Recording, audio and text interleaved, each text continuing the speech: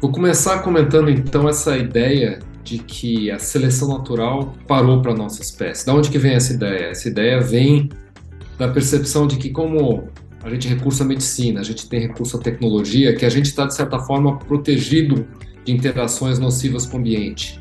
O remédio protege o nosso sistema imune, ele não precisa atuar porque o remédio antibiótico ataca a bactéria.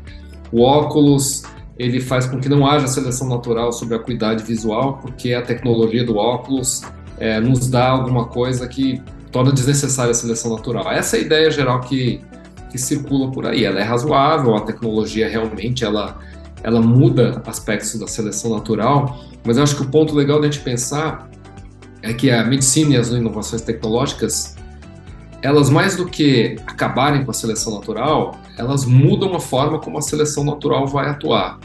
Então, tem vários exemplos que a gente poderia desenvolver.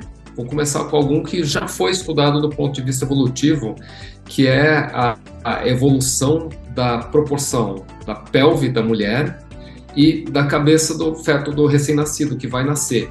Obviamente, se a cabeça do neném é maior do que a pelve da mulher, você tem uma situação de obstrução. Um parto obstruído é de extremo risco para a saúde da mulher, para a sobrevivência da mulher e do neném. E como é que a gente lida com isso hoje em dia com a tecnologia? Com a cirurgia cesárea, que tira o neném sem que essa obstrução represente um problema.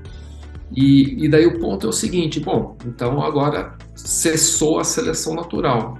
Talvez não, talvez ela tenha mudado.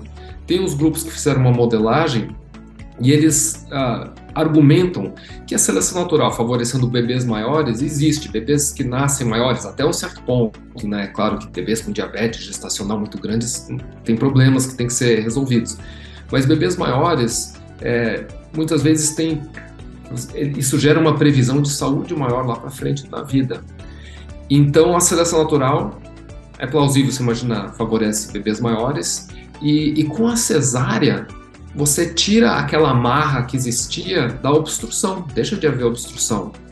Então, a partir do momento que a cesárea se torna comum na sociedade, você mudou a seleção natural para favorecer um encaixe, uma passagem do bebê pelo canal, pela pelve da mulher, e agora a seleção natural está indo em outra direção, de favorecer bebês maiores a partir do momento que a obstrução deixa de ser um problema. Qual que é o ponto desse exemplo? O ponto desse exemplo é a gente entender que a seleção natural em função da tecnologia, ela não parou, ela mudou de direção em que ela está atuando. E a gente está interagindo com o nosso ambiente o tempo todo, a gente está interferindo com os rumos da seleção natural. A gente pode também pensar para fora da nossa espécie. O aquecimento global, em função de ações antrópicas, é uma coisa que está acontecendo, a gente está elevando a temperatura no mundo todo à nossa volta. Isso gera áreas secas onde no passado ocorria um ambiente mais úmido. Isso está exercendo seleção natural sobre as plantas que vivem naquela região.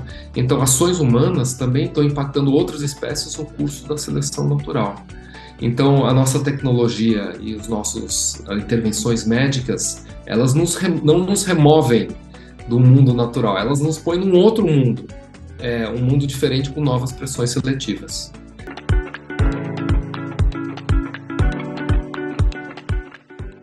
Não dá para fazer um juízo de valor nisso. Eu acho que assim ninguém argumentaria contra o uso da cesárea. Eu acho que a perspectiva que a gente tem que ter a gente pode trazer valores éticos, reflexões éticas para essa questão. Em algumas situações isso pode ser bom ou pode ser ruim, mas acima de tudo é algo a respeito do qual a gente deve ser informado, enxergar essa conexão nossa com a natureza, com o meio à nossa volta e tentar, como ponto de partida, fugir dessa ideia de que estamos separados da natureza. Talvez uma boa resposta para você, para se isso é bom ou ruim, é a gente pensar que o que é ruim é a gente não perceber como a gente está conectado à natureza e como a gente impacta ela e ela impacta a gente de volta.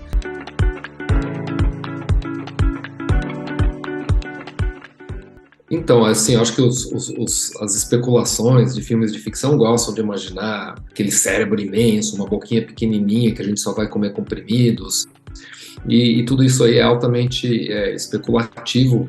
E tudo bom, eu acho o bacana dessas especulações é que eles põem a gente para pensar que existe uma transformação em curso. Eu acho interessante a gente pensar, não ficar só especulando que cara que vai ter a nossa coluna, a nossa boca, como é que ela vai mudar. Sim, é interessante especular isso, mas tem outras especulações que a gente pode falar sobre a nossa constituição genética, que eu acho bacana a gente pensar também. É legal você pensar assim que os humanos sempre misturaram com outros humanos, populações diferentes de diferentes localidades geográficas se encontravam e tinham filhos, mas a escala na qual isso tá, com a qual isso está acontecendo agora é inédita na história da humanidade. Quando eu digo agora, eu digo nas últimas centenas de anos, nas grandes navegações, nas grandes explorações e mais recentemente com o transporte aéreo. Você tem grandes populações migrantes da África que estão presentes na América do Norte, na Europa. Você tem grandes deslocamentos da Europa para a América do Sul.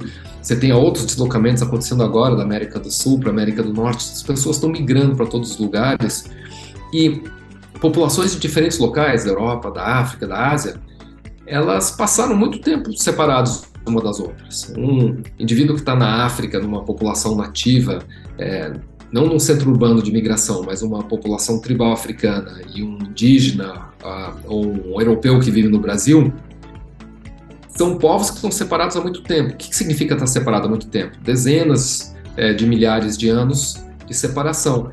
Então eles estão muito tempo sem se misturar. Então eles acumularam diferenças genéticas. São sutis? São. Não tem uma quantidade imensa de diferenças genéticas entre um europeu e um africano, mas tem algumas. O que acontece agora com as grandes migrações, os deslocamentos de populações? A gente tem um reencontro de grupos populacionais que são geneticamente, têm algumas diferenças genéticas entre si. E você origina novas misturas. Tem muita gente estudando isso hoje em dia, na genética de populações, na evolução, na medicina. Quais são as características dessas populações misturadas? É claro que a gente já enxerga rostos diferentes de populações que têm componentes africanos, asiáticas, indígenas, europeus.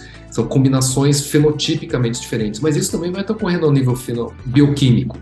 A gente vai ter, por exemplo, um indivíduo que tem uma mutação que se originou na África, associada a uma doença como anemia falciforme, só que agora essa mutação que originalmente estava presente na África vai estar num indivíduo com um genoma que pode ser majoritariamente europeu.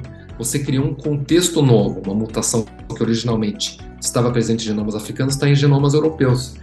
Isso está na fronteira do nosso conhecimento, que é entender, será que uma mesma mutação que tinha um certo efeito num genoma exclusivamente africano vai ter um efeito diferente no genoma europeu? Provavelmente sim, porque uma mutação interage com outras mutações que estão presentes naquele genoma. Então essa mistura ela vai ter efeitos para além da nossa aparência física externa mais óbvia, para o funcionamento do nosso corpo, para a interação entre genes e como eles produzem o funcionamento bioquímico do nosso corpo. Então eu estou dando uma resposta mais aberta, mas para a gente pensar que um outro aspecto da evolução humana é consequência não só da seleção natural, mas da simples mistura de pessoas de diferentes locais do mundo. E essa mistura tem consequências sim para como os nossos corpos podem funcionar.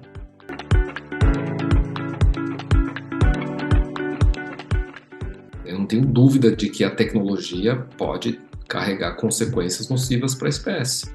Então, a tecnologia ela é fruto da atividade da ciência, ela pode ser consequência de uma curiosidade científica, ela pode ser desenvolvida por pessoas bem intencionadas, mas esse conhecimento ele cai num contexto que muitas vezes o pesquisador que o gerou não tem contexto ou não tem controle sobre o que vai acontecer, ela acaba adquirindo outras, acaba sendo usadas para ver aspectos que ele não previu e essa tecnologia pode, inclusive, gerar uma ameaça para a sobrevivência da espécie. A minha geração cresceu acompanhando os tratados que eram feitos de limitação de armas estratégicas entre russos e europeus antes da queda da União Soviética, antes do fim da Guerra Fria, pelo menos aquela Guerra Fria que existia nos anos 70 e 80 que eu acompanhei, e a gente vivia com esse medo de que essa inovação tecnológica, que era a energia nuclear e as bombas nucleares associadas, poderiam representar o fim do mundo. Eu acho que outras tecnologias, como a possibilidade de manipulação biológica de patógenos causando vírus, que você pode causar grandes mortandades, são alguns dos muitos exemplos de como a tecnologia pode ter consequências nocivas. talvez o que eu posso comentar que seja mais útil para os leitores e ouvintes pensarem é o seguinte: eu acho que tem uma máxima que muitas vezes a gente fala de que a função do cientista é de produzir o conhecimento puro, e o que o cientista produz não tem nada a ver com a aplicação, porque o cientista está interessado no conhecimento e a aplicação do conhecimento está em outra esfera.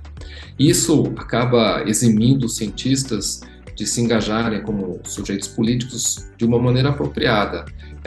O cientista, em algum grau, ele tem que ter envolvimento com aquilo que pode, as pessoas e as formas de uso que podem vir do seu trabalho.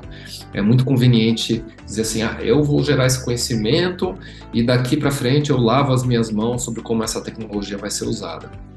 A partir do momento que você decidiu gerar aquela tecnologia, você está envolvido com os potenciais usos dela.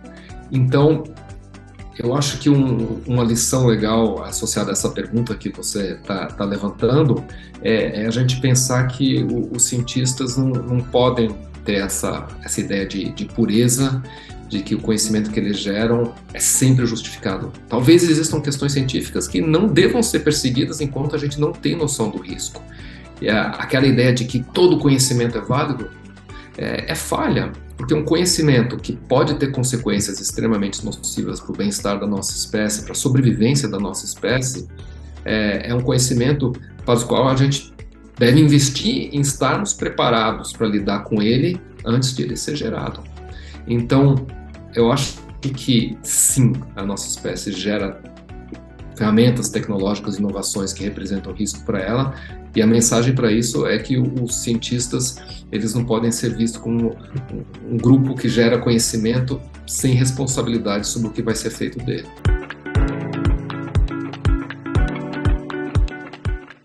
Eu acho que o que eu fosse dar algum impacto ou algum palpite, não sobre a chance de extinção ou não, é sobre o ritmo da inovação tecnológica, que ela parece ser incessante, assim, eu acho que está impactando as nossas vidas de diversas formas. Acabamos de falar sobre intervenções na saúde, então talvez, eu acho que a minha previsão é que a gente não vai deixar de falar sobre esses assuntos que você está levantando, sobre como a tecnologia impacta a nossa vida e o nosso futuro. O nosso futuro próximo, não só para o futuro evolutivo, o futuro de como vai ser o ambiente daqui 20, 30 anos, como é que vai ser a vida dos nossos filhos e dos nossos netos. Não precisa ir tão para frente pensando em extinção ao longo de milhares de anos. Então, essa previsão de que a tecnologia vai estar mais presente, com maior intensidade, eu acho que só chama a gente para estudar mais essas questões na nossa vida, para a gente não ser pego de surpresa.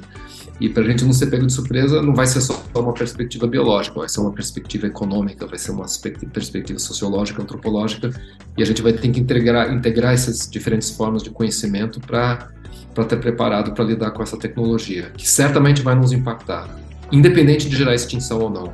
A extinção está lá na frente. Muito antes da extinção pode ter tido mudanças que impactaram a vida das pessoas de uma maneira muito dramática e que merecem estudo.